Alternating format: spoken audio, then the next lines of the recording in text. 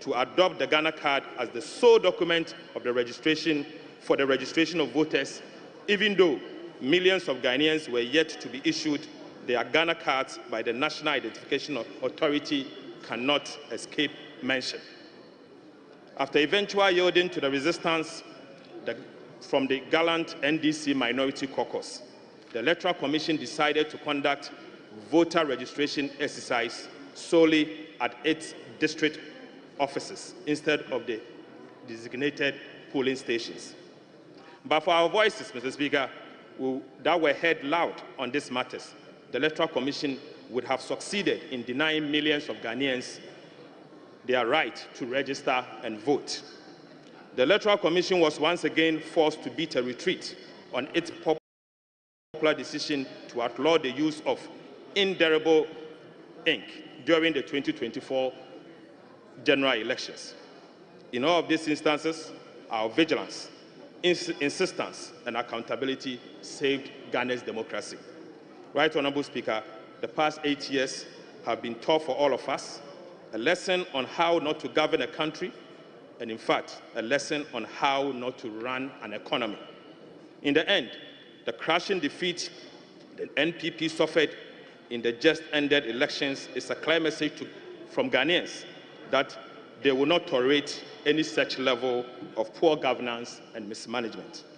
Mr. Speaker, it is deeply concerning that those who oversaw such disastrous performance in government would have the audacity to adorn themselves with accolades to the chagrin of the people of Ghana.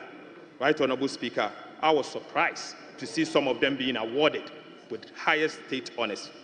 Right Honourable Speaker, at the personal level, I have had to pay a heavy price for my stance against the government mismanagement.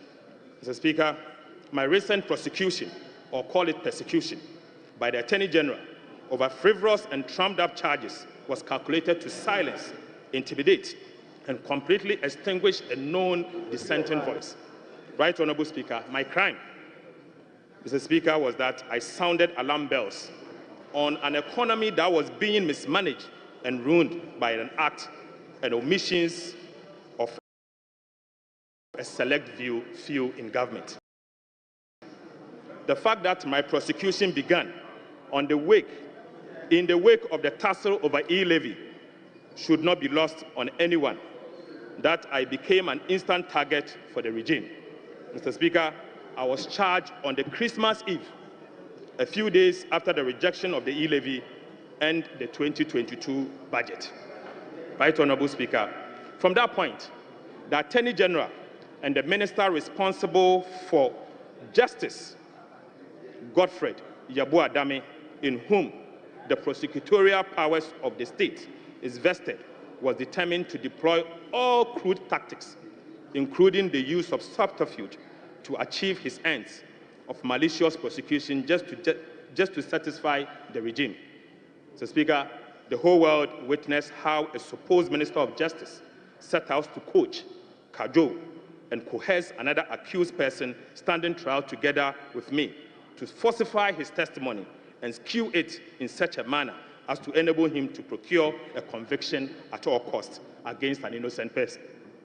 In the process, Mr. Speaker, Godfred Yeboah-Dame, who is the principal legal officer of state, engaged in crimes such as witness tampering, conspiracy. I believe this has been the story for many Ghanaians during this period.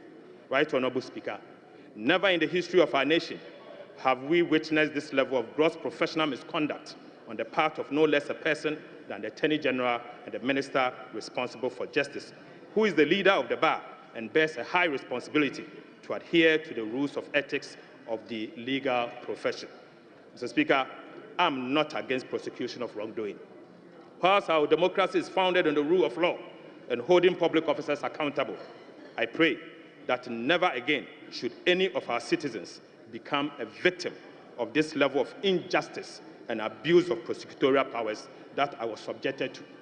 Right Honourable Speaker, despite the painful experience, I count it as part of the hazards of politics and service to the people of Ghana. Mr. Speaker, as the clock strikes midnight, a new chapter begins. To those returning to the 9th Parliament, I say congratulations. Colleagues who will not be part of the 9th Parliament, I urge you to walk with your heads high. Right, Honourable Speaker, I beg to say that Ghana appreciates your service and your contributions. Be proud because you have worked for Mother Ghana. I look forward to the 9th Parliament, characterized by mutual cooperation, diligence, and hard work in pursuit of the aspiration of our people. At this juncture, Mr. Speaker, let me thank the gallant 137 members of the NDC caucus on behalf of the NDC leadership. Special thanks goes to Honorable Emmanuel Ama Kofi-Boa, the Deputy Minority Leader, Honorable Govins Kwame Abuja, the Minority Chief Whip, Honorable Ahmed Ibrahim, the First Deputy Whip, Honorable Comfort Doyo, the Second Deputy Whip, chairpersons and ranking members from the NDC caucus, the Speaker, the backbench of the NDC Minority Caucus. And let me also thank the Honorable Collins Dauda, the one who has contested every single election since 1992, for his hard work and dedication to democracy. Mr. Speaker, colleagues, aside our disagreement, there were moments of cooperation across the aisle. I want to use this opportunity to thank all members of the 8th Parliament. To the Parliamentary Service, thank you for your hard work. To the Parliamentary Press Corps, what could we have done without you? You have been an amazing group of people that we cannot stop but to thank you. Thank you once again. Fellow countrymen and women, thank you for enduring the worst government in Ghana's history. Mr. Speaker, I dare say that to fellow Ghanaians, don't be despaired. There is hope. God bless our homeland Ghana and make our nation great and strong. Right Honourable Speaker, I cannot end without mentioning the Honourable Cletus Avoka, the former leader of this House, who has been one person that I've always resorted to for advice. I thank you so much for your cooperation and hard work. Thank you very much, Mr. Speaker.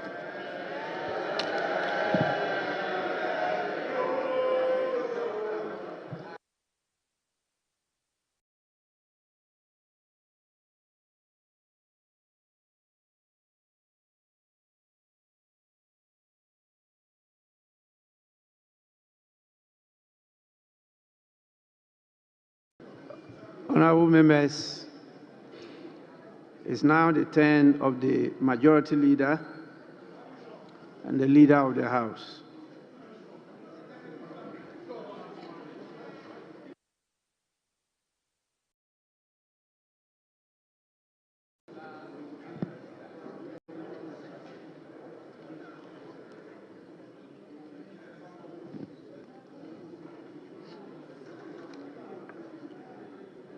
Right Honourable Speaker,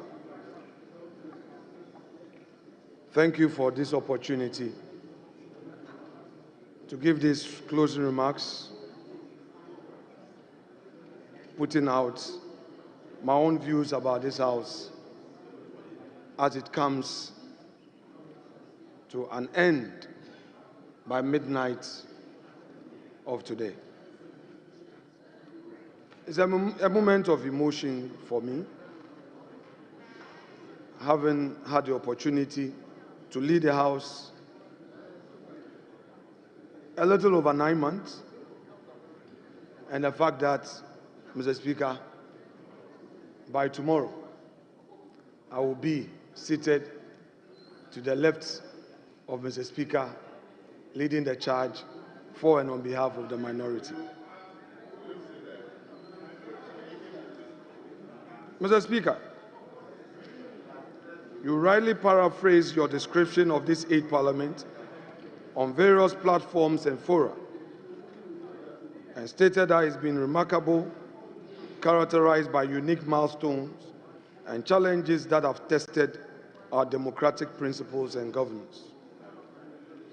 Mr. Speaker, one defining feature of this Parliament was its near equal composition, with 137 members from each side and and 1 independent member. Notably, this Parliament elected the Speaker of the House from a party of the opposition, something which was and still continues to be novel development to our democracy. We also had an equal number of female representation from both sides of the aisle. 20 female members apiece, bringing female representation to 40, that account for 14.5%, the highest female representation in Parliament ever recorded in our Fourth Republic. This Parliament, at both sides of the House, has had the course to change their leadership in order to give opportunity to some members to serve in the front bench. It is therefore right to conclude that the 8th Parliament truly pushed our parliamentary democracy to its limits and tested how far we can go with our practice of parliamentary democracy. Mr. Speaker, I rose from deputy leader to majority leader. In my days as a deputy leader in this House, I received a lot of good counsel, not only from our side, but from my friends opposite. I remember the quiet moments where they would call me to their office and engage me in spite of our disagreements in this House. Mr. Speaker, permit me to mention a few of them and thank them for the purpose of Hansard. Honorable Harun Idrisu, Honorable Rashid Pelpo, Honorable Cletus Avoka, my respected senior Adaba and brother, Honorable Ahiafo. Mr. Speaker, I also received good counsel from many of my own side. The first Deputy Speaker, Honorable Joe Osewusu, the second Deputy Speaker, was also very handy for us to discuss issues about governance in the chamber. But, Mr. Speaker, not the least is the man I succeeded. For the purpose of Hansard once again, Mr. Speaker, this is a man who took it upon himself to get me to pay attention to parliamentary business. I always remember with nostalgia his first official travel with me all the way to Hanoi, Vietnam. In his hand was his standing orders and the Constitution. He urged upon me to always read the standing orders and encouraged me to aspire for the leadership of the House. I am happy to say that in my days as his deputy, although he is not a lawyer, he was well versed with the standing orders and the Constitution. Before I could say a word, he knows where a particular provision is. And we worked together, gave me the opportunities to shine, and eventually made way for me to succeed him. Honorable Osei Che Mensah Bonsu, I thank you most sincerely. You defined my leadership. You played a key role. We may have our differences, but I want to say that you have made it possible for me to stand on my feet today, especially as I enter opposition and to lead our side in minority. It is that which I learned from you that I will depend on to make a headway in my leadership. Mr. Speaker, there were great elderly senior members on my side, such as Honorable Kennedy Japon, Honorable K.T. Amon, who were also with me in moments of difficulty. I should thank also, Mr. Speaker, my colleagues in leadership, Honorable Anodompre, the Chief Whip, a workaholic being. Mr. Speaker, there were a number of times he had to sleep in Parliament to organize and make things work for me to take over as a leader. He and his deputies worked tirelessly in assisting me to manage a very difficult house. Honorable Dompre, Honorable Habib Idrisu, Honorable Alexander Tete, I say God bless you. I'm thankful to you for all you did. And my able deputy, she was more than a mother to me, to calm me in difficult moments. Her wise counsel has made it possible for me to lead the house till this day. We are both Catholics. She never ceased to remind me of the power of our rosary as Catholics. The morning prayers, the morning encouragements, calling me, Kwamena, let's pray.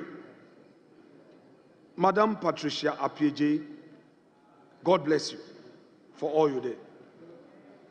And to my colleagues opposite, you made the best come out of me. I was always watching the videos of Honorable Eric Opoku. This is a man who can punch extremely hard with facts. You dare not challenge him, and I dared not challenge him, because he will take you to another level. Honorable Kwame Agbodza, we were there together in opposition. Those days, we struck a good accord. We had our own esprit de corps. And when you assumed leadership, I thought I could explore that for a good way forward. You often disappointed me, but you got the best out of me. Kwame, thank you. And Ahmed Ibrahim, the deputy whip, he did all the dirty jobs. We disagreed, and I will call Ahmed and say, Ahmed, I thought you were a Pentecost elder. Why are you doing this to me? And he says that, Mensro, anyhow. But the next moment, he will hit me hard. But Mr. Speaker, I also got somebody amongst them to pound small. I also took advantage of his emotions, and I provoked him lightly, so that I also settle scores.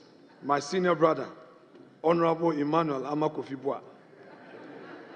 Mr. Speaker, I recall at one point you had to settle the matter, where I would constantly parading and flagging my standing orders. And he felt it. At the end of the day, that was the beauty of democracy.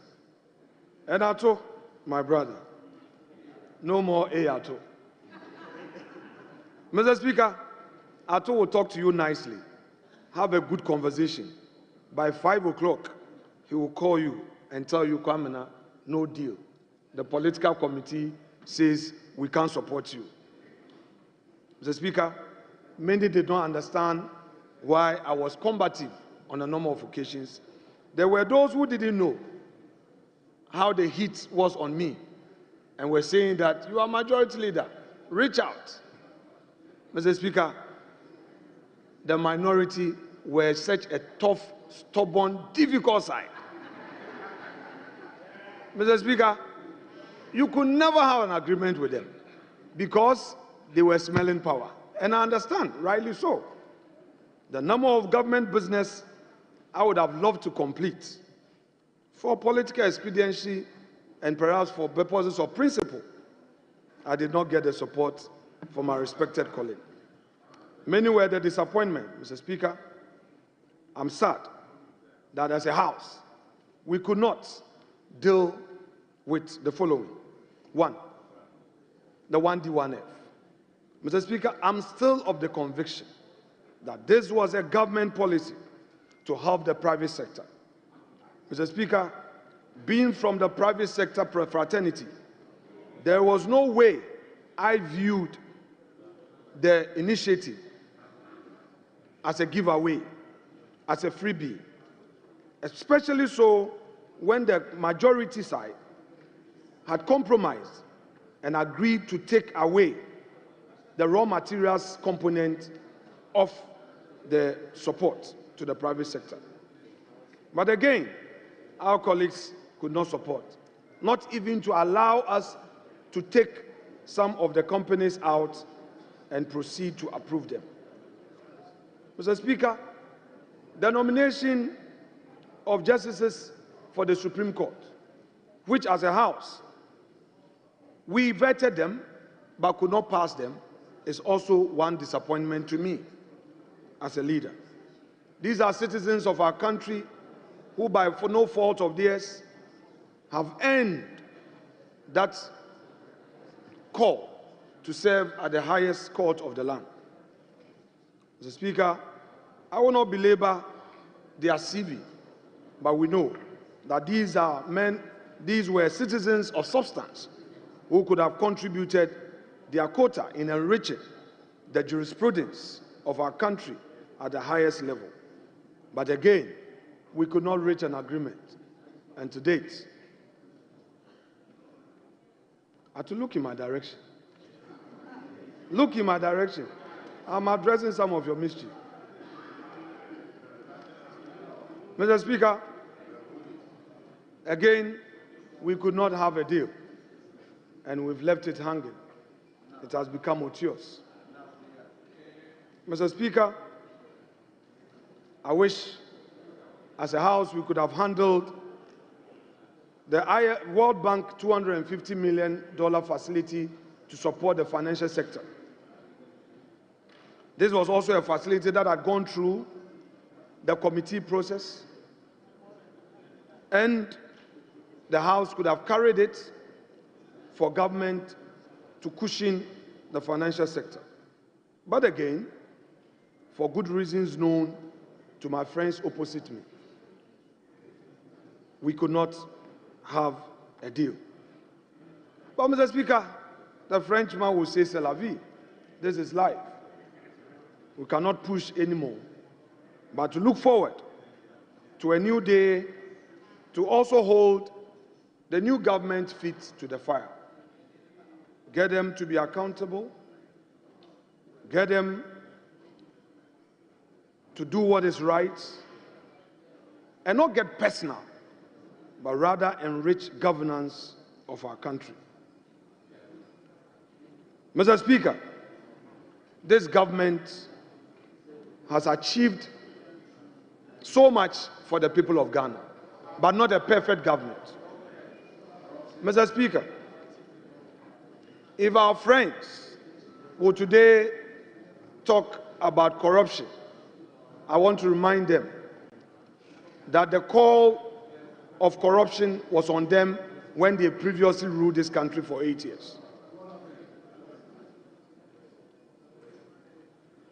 Many children whose parents could not afford secondary education had the opportunity of enjoying free SHS. Mr. Speaker,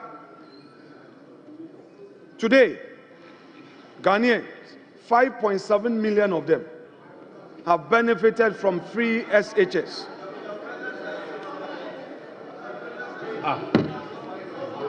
Mr. Speaker, another state of the economy. Not only did we have 5.7 million Ghanaian children benefiting from free SHS, we also had government introducing free TVET.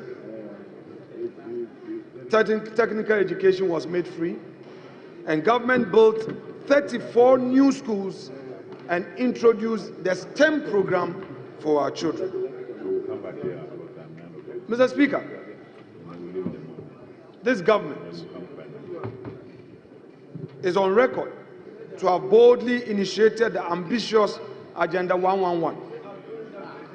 These projects are at various stages of completion, and we expect that from tomorrow, the new government will take immediate steps to ensure continuous funding of these projects so that our people will get better health care.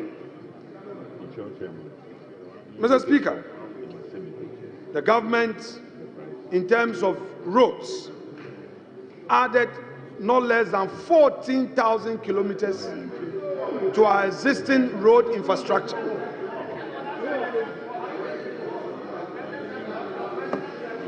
And, Mr. Speaker, we expect that this new government, which takes office tomorrow, would be minded of these high achievements and even do better. Mr. Speaker, we have been told that in the area of energy, there were some corruption in certain areas. But, Mr. Speaker, I beg to say that we kept the lights on, and this government ensured that electricity for households and industry was on, minimal challenges in terms of light off, as compared to what our friends left for us in 2017. Mr. Speaker, in the just ended election, the President, the Vice President ensured that they put together a team. You are out of order.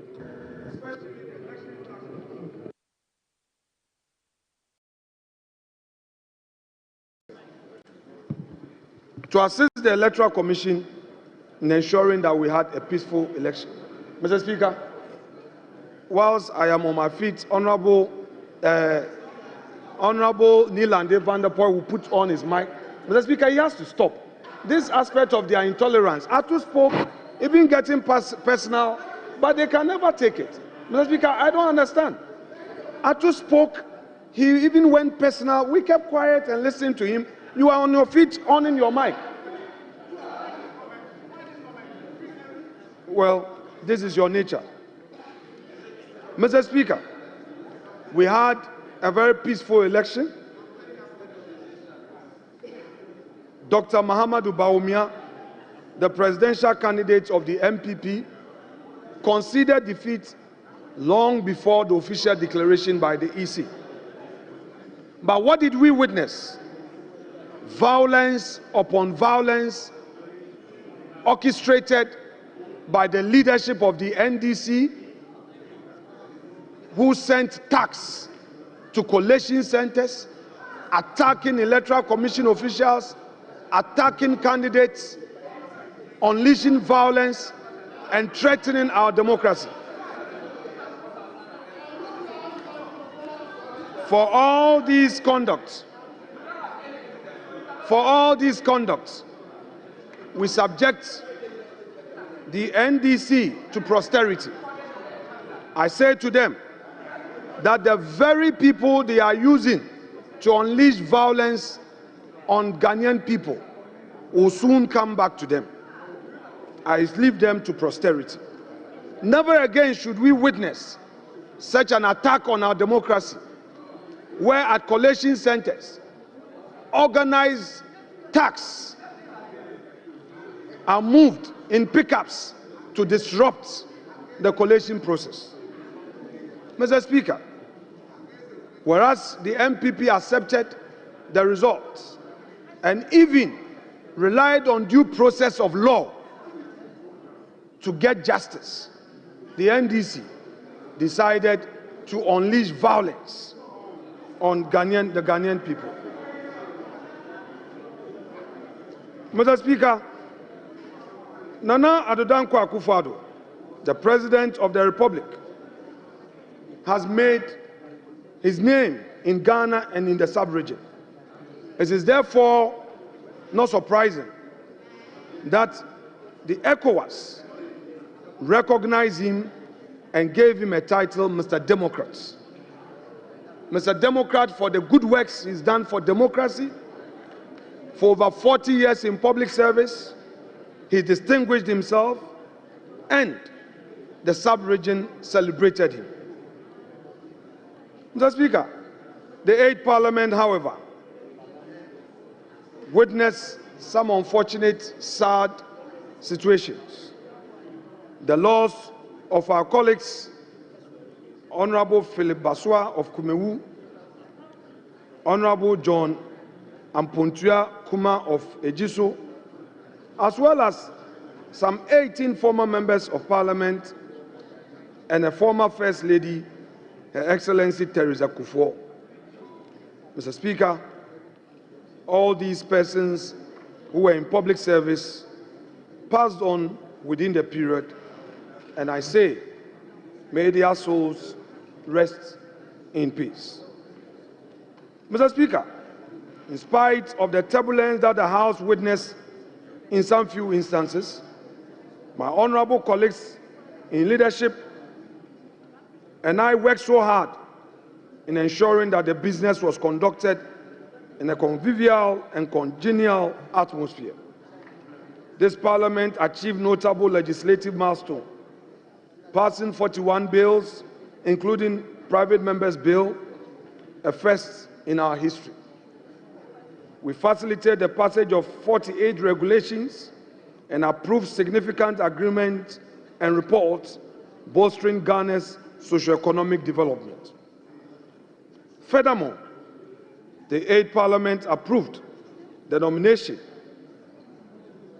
of His Lordship Justice Eni Yeboah for appointment to the High Office of Chief Justice of the Republic, and after his retirement, Her Ladyship Justice Gertrude Araba Esaba Saki-Tokonu took over. Mr. Speaker, the House, in all, vetted and approved 9 justices of the Supreme Court and 2 Chief Justices during a tenure. Mr. Speaker, under your leadership, you initiated the Visitors Program and the Citizens Bureau, and this strengthened public engagement and participatory democracy. Parliament also celebrated the 30th anniversary of parliamentary democracy and hosted international conferences such as the 66th Commonwealth Parliamentary Conference and ECOWAS parliamentary sessions, which took place in my constituency, Efutu. These events reinforced Ghana's commitment to democratic principles and regional cooperation. This is an outstanding achievement in the quest to enhance our democratic governance. Mr. Speaker, in spite of all these great achievements strengthening the pillars of Parliament, we in the majority have some few challenges in the manner you handle the House. There were times that we felt you were partisan, and there were times that we felt you could prevail on our colleagues better in cooperating with us. There were times that we felt we were let down. But Mr. Speaker, as you always say, you cannot do it perfect and cannot get it perfect. You did the best as you could. It's our prayer, Mr. Speaker, that as we've been notified of you presiding over the 9th Parliament and well placed in the east of this august House, we pray that the space you gave to the minority to allow the opposition to vent out its concerns, we will have same as you preside. We have no doubt on our mind that you will do that for us. Mr. Speaker,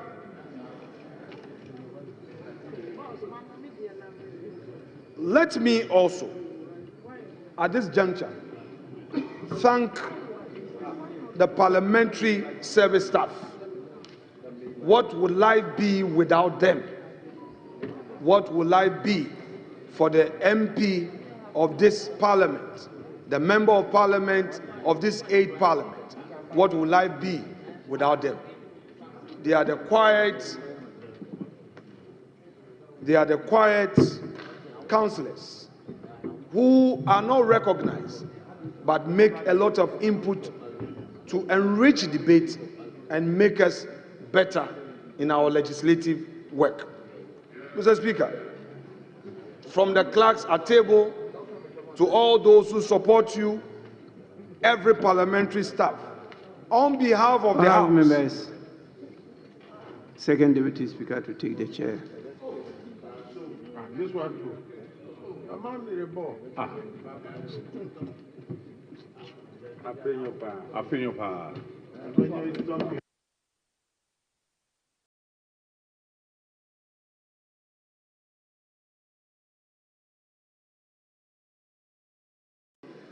Yes, leader, you may continue.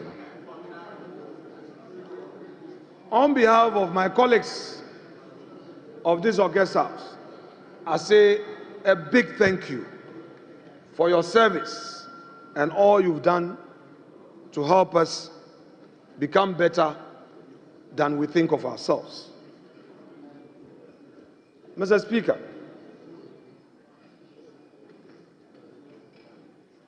somewhere last week, when my party was considering who should lead the House, I had cause to be worried over a few issues. An elder statesman spoke to me and told me, don't take it personal. Don't take it personal. This is politics. I therefore would want to respond to my respected colleague, Dr. Casey Latte-Forson, by telling him that he should not take it personal. I know how it is. But if everybody is given the opportunity to tell his story, maybe you realize that others might have gone through worse situations. I do not think that it is appropriate to personalize issues and mention Honorable Godfred Jabu Adami by name for Hansen, as though he personally had an axe to grind. I would plead with you, let bygones be bygones. You know what some seniors on our side know. You know what some seniors on your side know, that everybody wished you well. So, it isn't the case that this government was such a bad government that they wanted you in jail at all costs. So please, let it slide. But I'm particularly happy that you sounded a word of caution that never again should such a thing happen in our body politics. Mr. Speaker, politics should be made attractive for those who want to wholeheartedly serve. Nobody should ever fear leaving government. Nobody should ever fear getting into government. If as a political class we mistreat ourselves, there will be nothing left for the governance of this country. I therefore would want to add my voice to the call you made, Honorable Forson, that we should have a better way of dealing with issues of alleged corruption, where we believe that somebody has committed a crime. We should allow due process of law to take effect. It is on this note that I condemn in no uncertain terms the establishment of a so-called committee called ORA. I hold the humble view that it is a needless committee. It has no constitutional backing, and this committee is only in for personal vendetta. If we allow this committee to continue with its so-called wild goose chase, it will disturb the governance of this country. We don't need any so-called ORA. We have institutions of state. However unhappy we may be with their work, we must support them to do their work. We don't want people to be chasing people into people's houses, going into people's bedrooms, thinking that their government is in office, so they should chase people for so-called ill-gotten wealth. Let's allow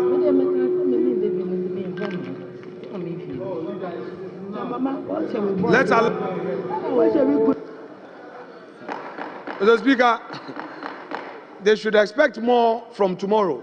This is what, you can't take it. I too spoke. Then you've been putting off my mic, disrupting me. I will speak. Yes, it will be longer than this. Mr. Speaker,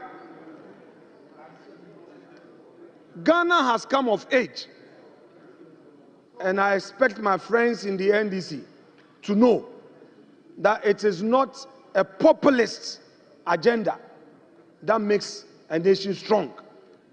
It is due process of law that makes a nation strong. I regret that members of this hallowed chamber are advocates of this illegal, unconstitutional, so-called body called ORA. Mr. Speaker, let me remind my colleagues that the minority, the incoming minority caucus, has a mantra, and I will disclose the mantra to them: touch one, touch all.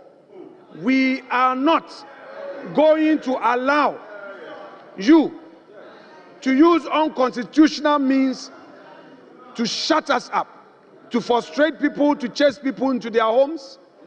We will stand firm and collective in ensuring that we stop any injustice. Let us allow the laws of the country to work. Mr. Speaker, in 1996, the elections delivered 133 seats for the NDC and only 61 for the MPP. That was a minority of conscience, however many its minority was. Yes, leader. Hold on. Yes.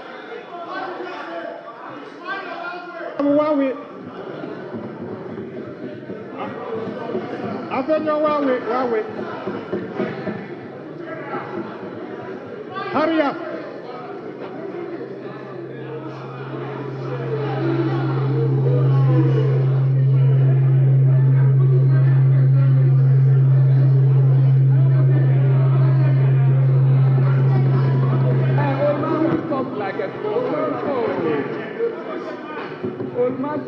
Okay, You can't threaten us. leader, let me see the seat to the speaker.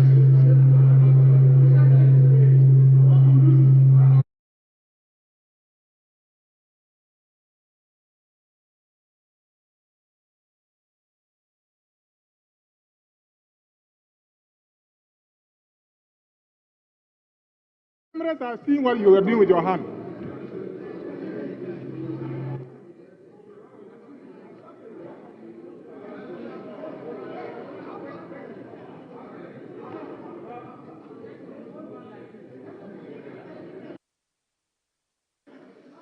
Mr. Speaker, thank you and welcome back. Mr. Speaker, the MPP incoming minority will not allow the NDC government to use illegalities and unconstitutional means to frustrate and abuse the rights of former appointees of the Akufo-Addo government. Our mantra is touch one, touch all. We will encourage the NDC majority to be guided by its promise to the people of Ghana and rather use its limited time in office, the 4 years, to bring development rather than chasing political opponents. The people of Ghana are expecting the e-levy to be abolished. The people of Ghana are expecting that cocoa prices for the farmer will be increased without delay. The Ghanaian people are expecting that taxes at our ports will be reduced significantly. The people of Ghana expect that only 60 ministers will get appointed into this new government. And the 60 ministers, Mr. Speaker, these are the breakdown. All 16 regions will have one. So if you have 16, you take 16 out, you are left with 44. Of the 44,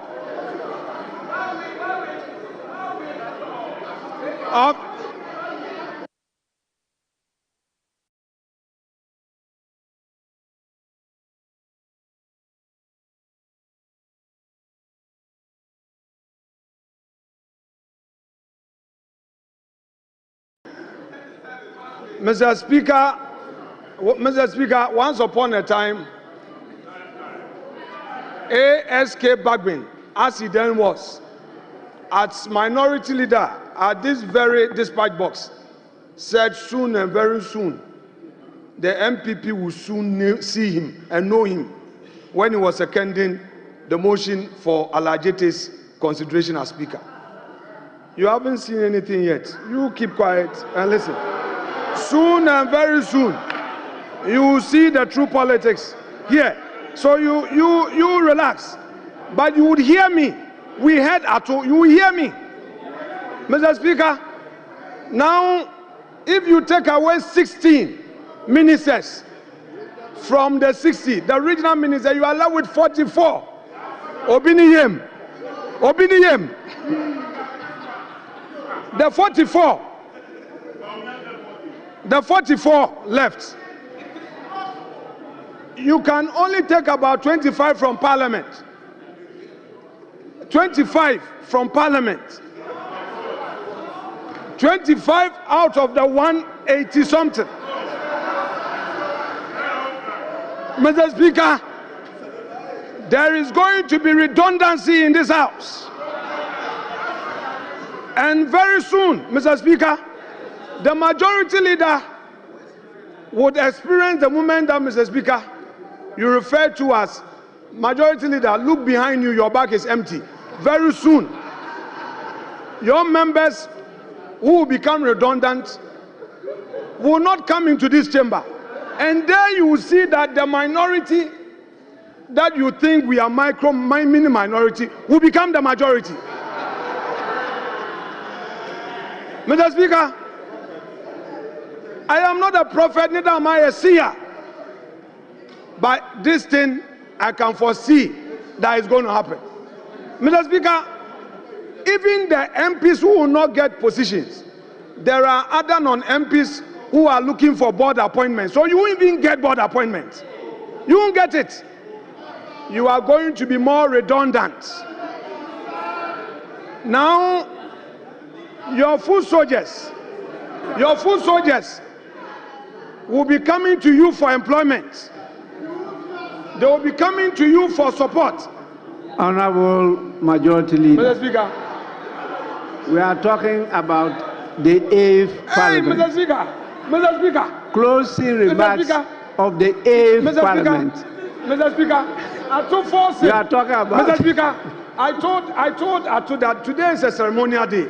I prepared a beautiful ceremonial speech, and I told Leader Emeritus that all the time Atu would depart. He took advantage of a ceremonial speech to lambast my government. And you think I should keep quiet? No, you won't get. I'm in the dispatch box. You see, you guys cannot take it. We sat quietly and allow you to punch us. You can't take it. Mr. Speaker has even come to your rescue. I'm not done. I won't finish now. Sit down. Honorable Majority Leader. Mr. Speaker, because of your intervention. Please. Mr. Speaker, because of your intervention. Mr. Speaker is my father. That is why I'm obliging him. Even of all he did for you people, you wanted to stage a coup against him. Some of you didn't want him to come again. Mr. Speaker, it is true. And if they dare me, I'll mention names. Yes. Some of you didn't want Mr. Speaker back. of all that he did for you to get power, you wanted to remove him. It took the prayers of our side. It took the prayers of our side to get Mr. Speaker back to this house. It took our prayers to get Mr. Speaker back. Some of you wanted to stage a coup against him. Challenge me. Take a Bible or Quran and use it to defend yourself and let's see. Yes. Mr. Speaker, by the grace of God, you are back. By the grace of God, you are back. It pains some of them. You are back. So, Mr. Speaker,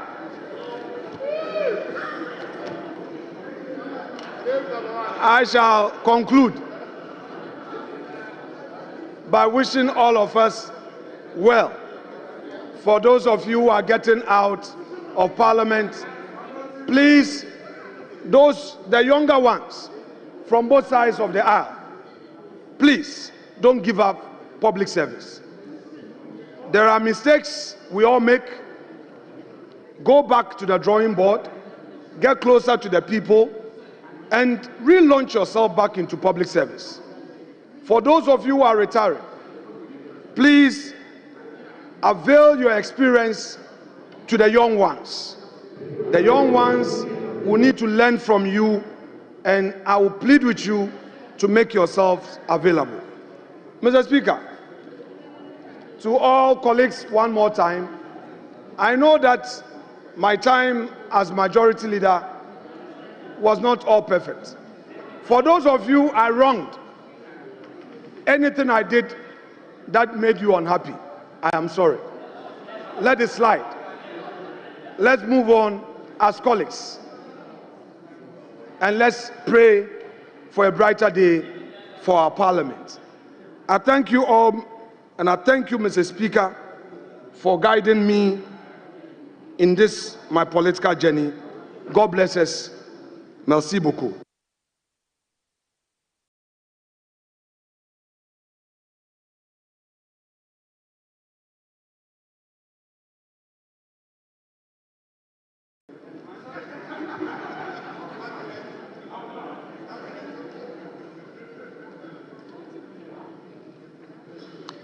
Honorable members, it's now my turn to perform a very important function as captured in the new standing orders of Parliament. I come to you in fulfillment of a novel provision in our standing orders, Order 20, Rule 4F, which require me and all future speakers of Parliament to, I quote the relevant portion, give the valedictory address at the final sitting of the House before the dissolution of the House, unquote.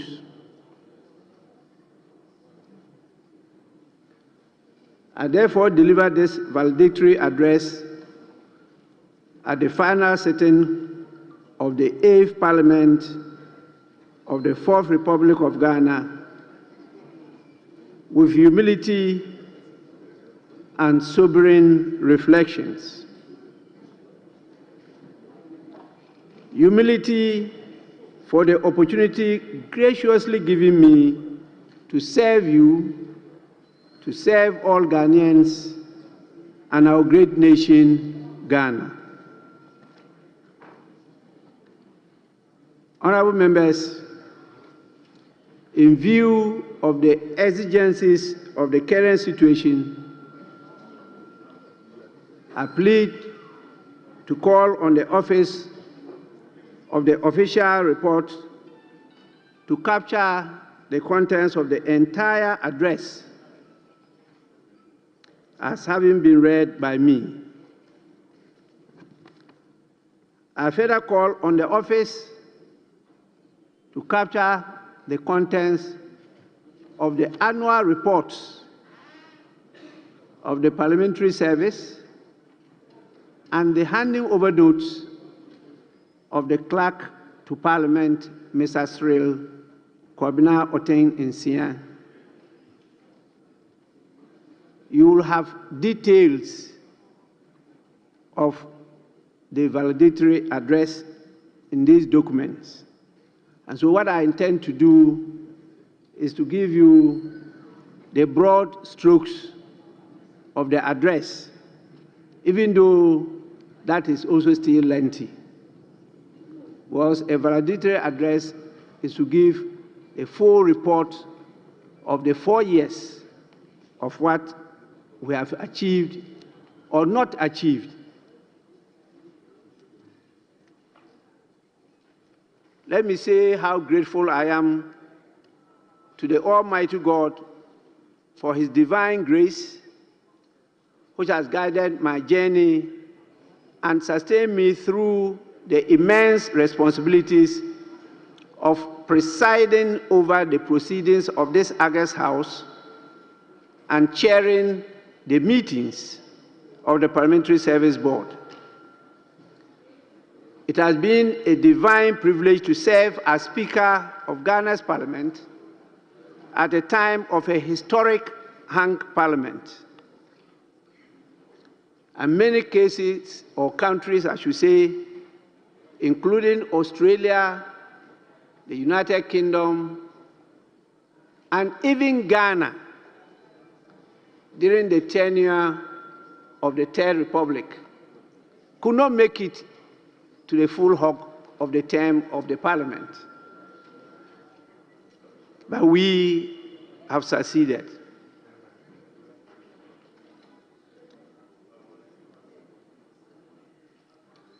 I talked about being sovereign and pensive,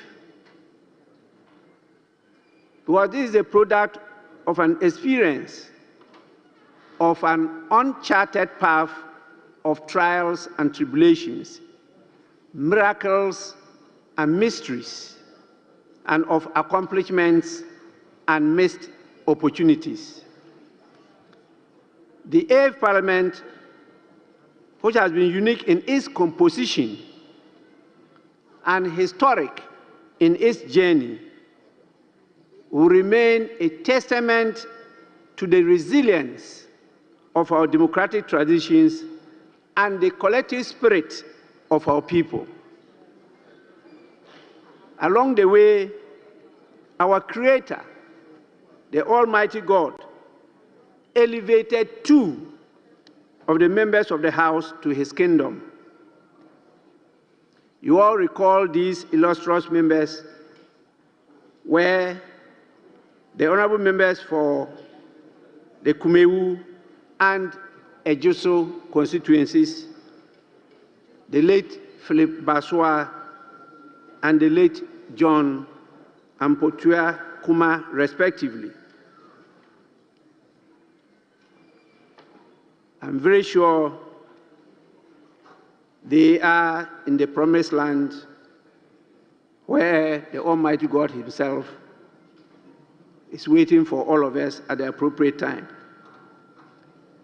And so I want to emphasize what we did by wishing that their souls rest in perfect peace. Indeed, it is with a great sense of humility, gratitude, reflection, and hope that I, through you, address the people of Ghana today as we draw the curtain on the life of the 8th Parliament of the 4th Republic. Over the past 4 years, we have together navigated uncharted waters. The 8th Parliament, distinguished by its equal representation between the 2 major political parties, stood as a bold experiment in collaboration and consensus building. Together, We broke barriers, setting new benchmarks in parliamentary openness, accountability, transparency, and inclusivity. On your behalf, I say, to God be the glory.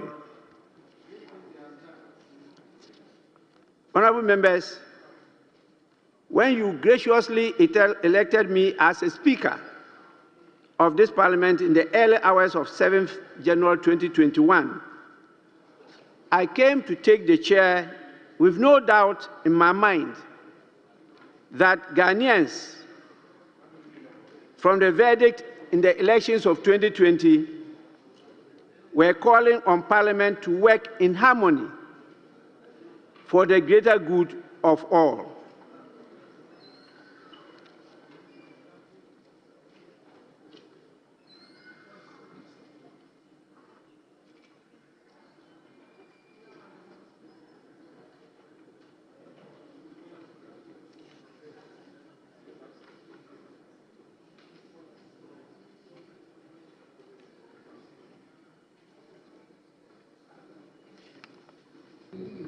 In my remarks to Parliament, after I had taken my oath as Speaker, I requested of us all to prioritize, and I want to quote this: consultation, accommodation, and consensus building on matters of public interest. In my later acceptance speech that followed a few hours later that day, I promised that I will, I quote, submit myself to the will of the House and pledge to serve our dear country, to serve you and all Ghanaians faithfully, and to conscientiously discharge my duties as Speaker of Parliament. I further promise to wholeheartedly put at the disposal of Parliament and the country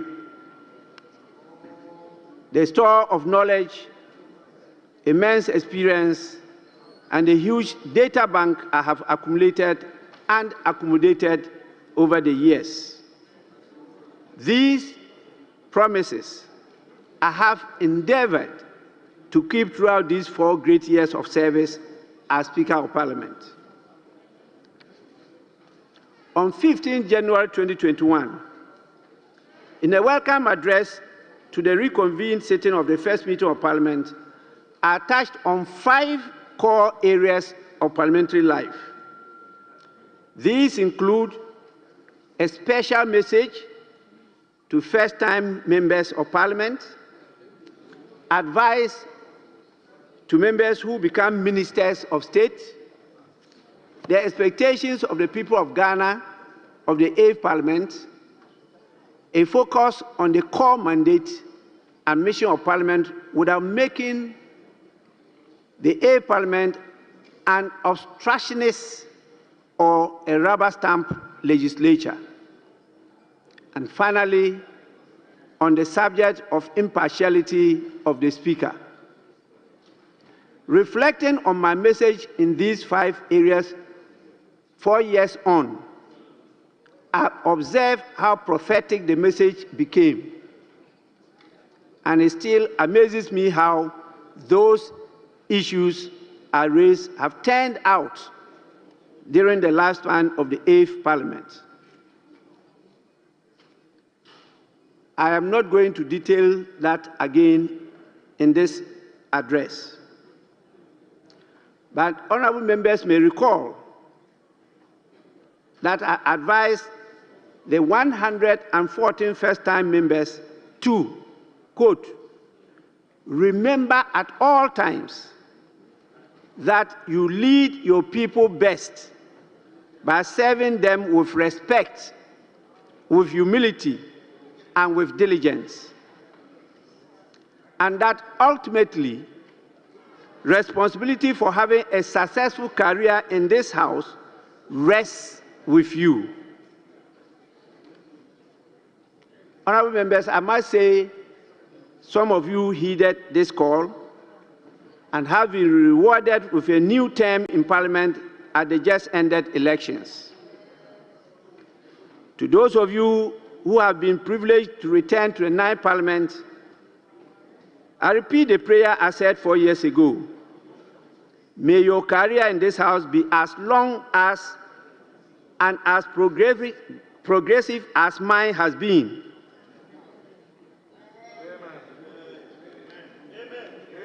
And I hope first-time members-elect who may be watching today's proceedings will take a cue and bear in mind that the day of accountability to the people is a short 4 years from tomorrow, the 7th of January, 2025.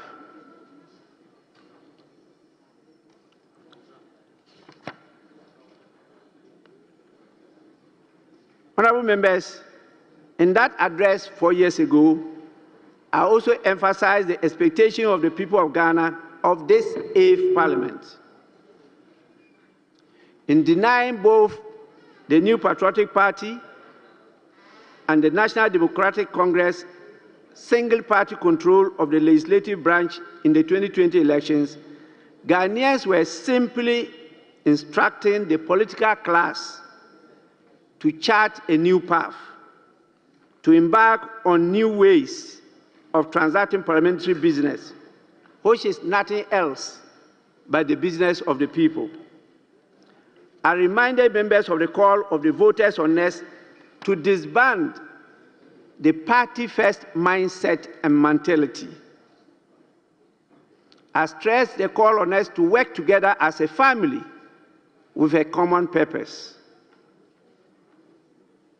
I must say, this Parliament did some amazing work through lots of bipartisan consultations and cooperation. But I note with regret how the same Parliament allowed what I then described as the unbridled partisanship and partisan polarization that has taken root in our politics and are giving our option of multi-party democracy a bad name. The people of Ghana are the better judges, and I leave that to them.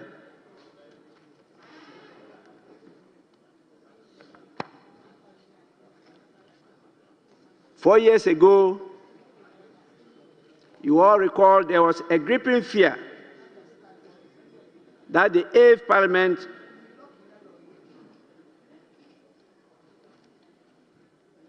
Honorable Member, I want to listen to you when you finish your conversation on the phone. Then I can continue.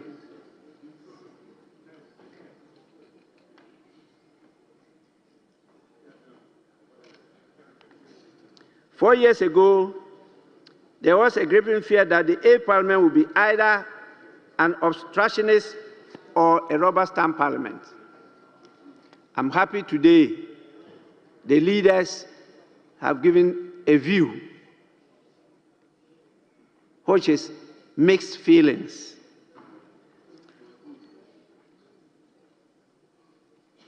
Some say it was obstructionist, others say it was a rubber stamp, but others, and I think that's the general view, held the view that we were able to balance the issues better than the earlier parliaments. And I think this is an achievement.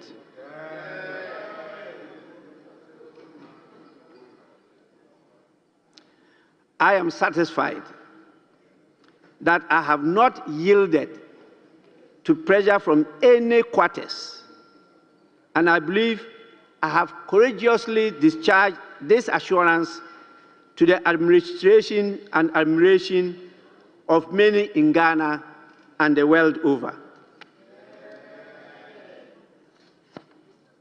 My impartiality is not in doubt. It's only those who are not objective that will think otherwise.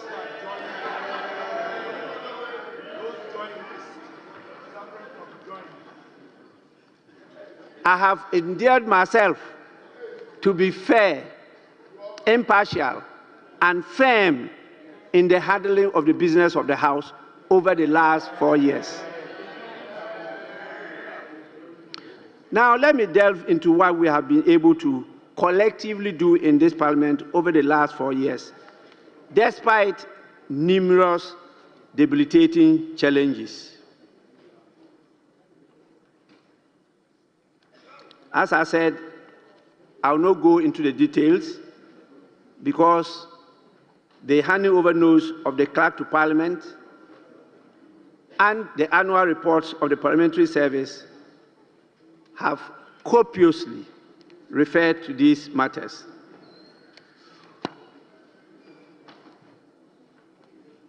But Ghanaians will remember that we started the 8th Parliament with a backdrop of COVID-19 pandemic,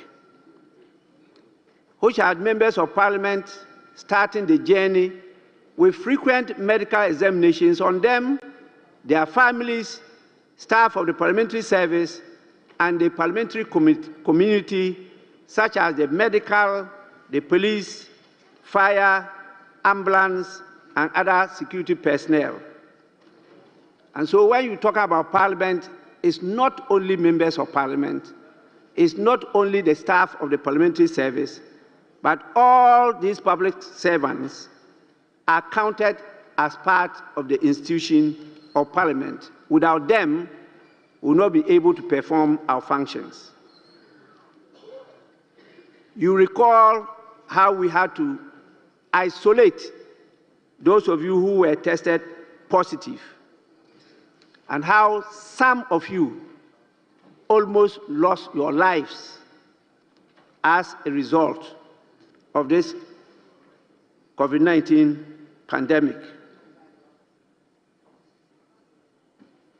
We are compelled to, from time to time, direct that some of you and some members of staff should proceed on leave in order to decongest the presence of Parliament.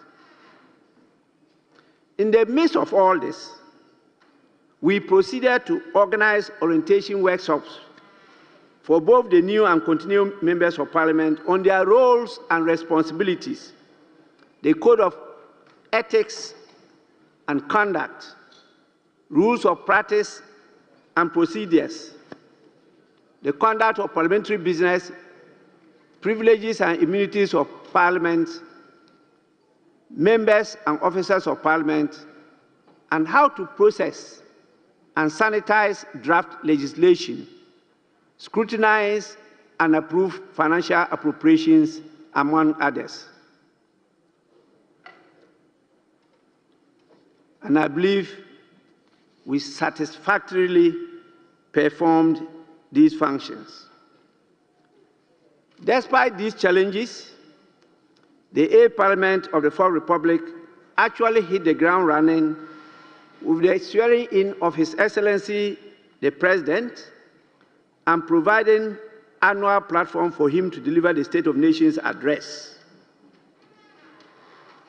Apart from scrutinizing annual budgets, after embarking on the post-budget workshops, we also proceeded to hold public hearings of nominees of the President, and it was not only with regard to members of the executive, but also those of the judicial arms of government.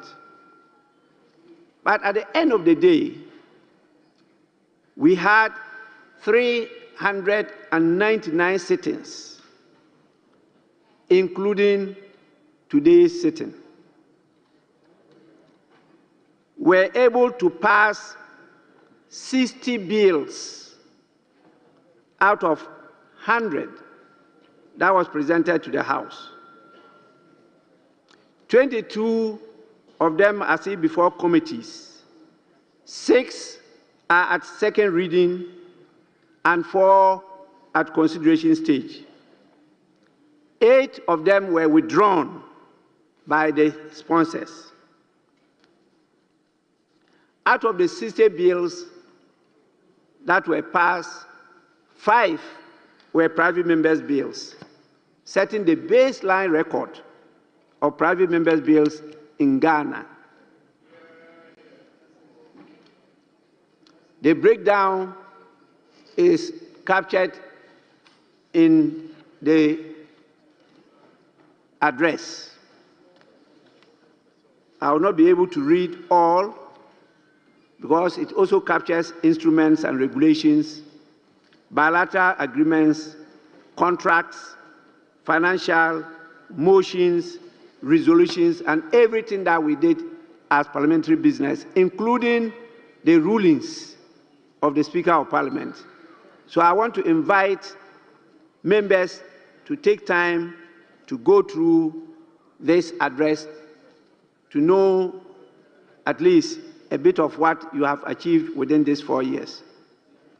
Sometimes these are unknown to the people you serve, and they only see Parliament when the small lenses of the cameras bring to them the few glimpses on the TV, and they think that is what Parliament is made of. So it's important that you take some time to go through yourself to advocate and educate our people. But let me mention some very important legislations we passed. One is the Affirmative Action Gender Equity Act. The other is the Human Sexual Rights and Family Values Bill, which did not receive the assent of His Excellency the President. We passed a very important law on the public financial management of this country, and also on criminal offenses amendment bills. The very important ones are those dealing with witchcraft. We have passed a bill against witchcraft. We've also passed a bill abolishing the death penalty. And we have also decriminalized attempted suicide. These are key legislations that have to be brought to the attention of the people we represent here, because they are going to correct many of the ills of our society. And they are groundbreaking bills, which many countries have sought some support to try and emulate our good example. It is because of these bills that we're able to convince the global community to give Ghana a seat in the Human Rights Council of the United Nations.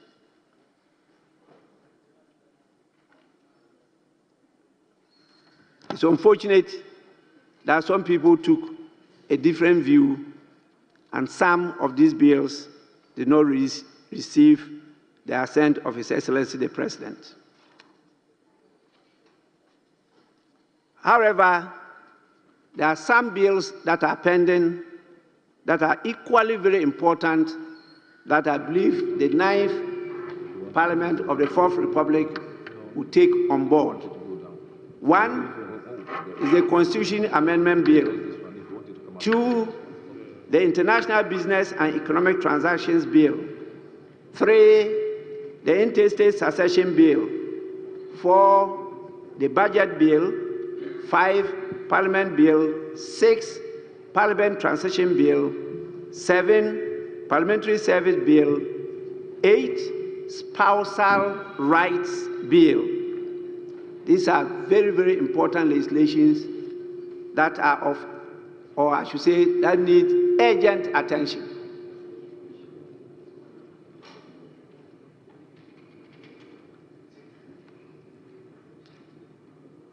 Now, we had to perform an oversight function. That was the place that we had some clashes with the executive arm of government. But it's important for me to note this. that although Ghana's parliament, under this fourth Republican dispensation, has often scored low marks when it comes to performing its oversight function, simply due to the excessive executive overreach. This 8th Parliament has proven that there is hope for proper executive oversight by the legislative branch of government. With the hung Parliament, we have had many instances of the House standing up to the executive, and many government businesses and proposals that were considered to be against the interests of the Ghanaian people were not supported by this House. And so I'm not surprised the majority leader, the leader of the House, itemized some of those businesses. It was not just the minority that stood against it, but some members of the majority also agreed that they were not in the interest of the people of Ghana. And that is how this House succeeded in exercising oversight over the government. We resisted